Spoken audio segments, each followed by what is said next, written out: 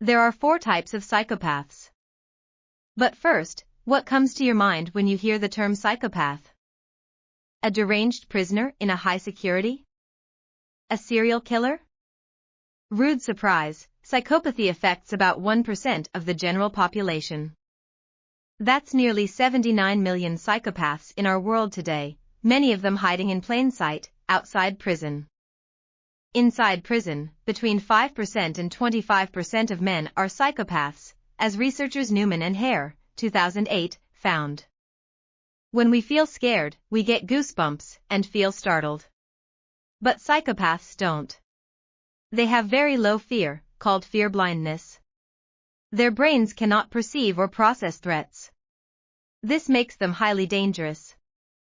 So, what are the 4 different types of psychopaths? How dangerous they can be based on their type? Let's find out. A basic definition of a psychopath is that this person cannot connect emotionally with others and has a need to act antisocially without giving it a thought. You can't expect kindness from psychopaths. They have fear blindness, an inability to recognize fear or worry about what might happen. When focused on a goal, psychopaths cannot process threats. They can't even stop themselves once they make up their mind to come after you. There are 4 possible types of psychopaths. 1. Primary, 2. Secondary, 3. Distempered, and 4. Narcissistic. Each of them has some unique characteristics, but all of them have these 2. 1. Emotional apathy.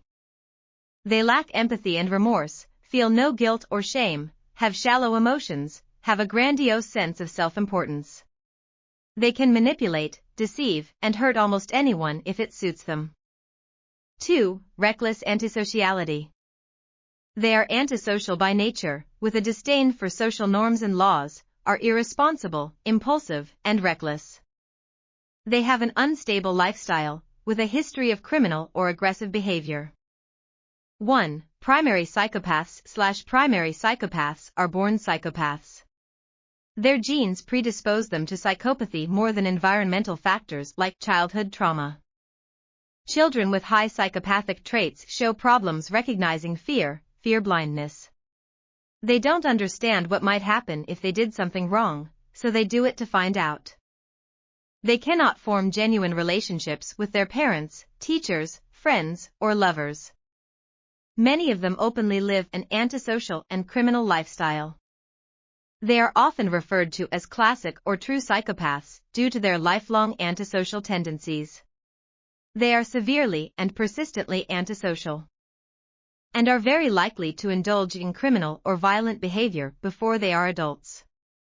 Research suggests primary psychopaths may have a dysfunction in their brain's emotional processing centers, particularly the amygdala and the prefrontal cortex.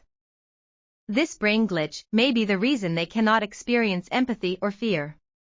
Neuroimaging studies suggest they have reduced gray matter in the prefrontal cortex, which may make it difficult to control their irrational behaviors or decisions. There is no cure for psychopathy, and primary psychopaths are often resistant to therapy. The right thing is to spot them from a distance. 2. Secondary psychopaths. Secondary psychopathy develops in response to environmental adversities. These psychopaths often have a history of childhood abuse, neglect, or trauma. Their early childhood troubles may cause them to struggle to control their emotions and face problems forming healthy relationships. They often develop a deficit in recognizing and responding to fear-related stimuli, such as fearful facial expressions.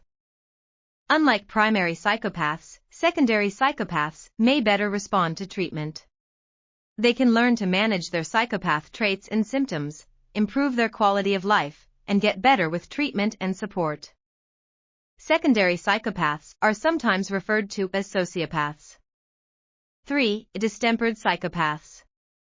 Distempered psychopaths are psychopaths with a mercurial temper. People know them for their sudden outbursts of rage or frenzy. A distempered psychopath can be a primary or secondary psychopath. Distempered psychopaths also have extreme mood swings. They can quickly change from episodes of intense anger or aggression to periods of extreme calm or even euphoria. These psychopaths often have strong sex drives and can become obsessed with sexual urges during their frenzies. They typically engage in highly impulsive, reckless, and risky behaviors. They don't have a plan B. Because of their explosive, unplanned actions that lead them to commit crimes, these psychopaths are more likely to be in prison. 4. Narcissistic psychopathy. Narcissistic psychopaths have traits of both psychopathy and narcissism. They have a grandiose sense of self-importance, a constant need for admiration, and a lack of empathy. They can easily exploit others for their own benefit without feeling any guilt or remorse. They manage to stay immune to shame or sorrow even when they harm others. A narcissistic psychopath can be a primary or secondary psychopath. Narcissistic psychopaths can be highly dangerous.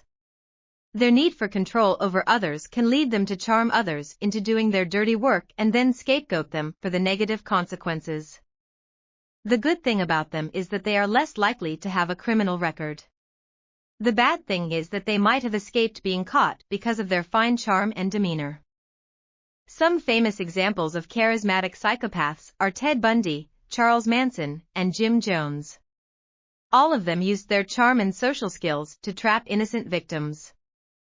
You cannot mark out a psychopath just by their actions or criminal records. Many psychopaths live among us, working as surgeons, lawyers, professors, plumbers, or any other profession.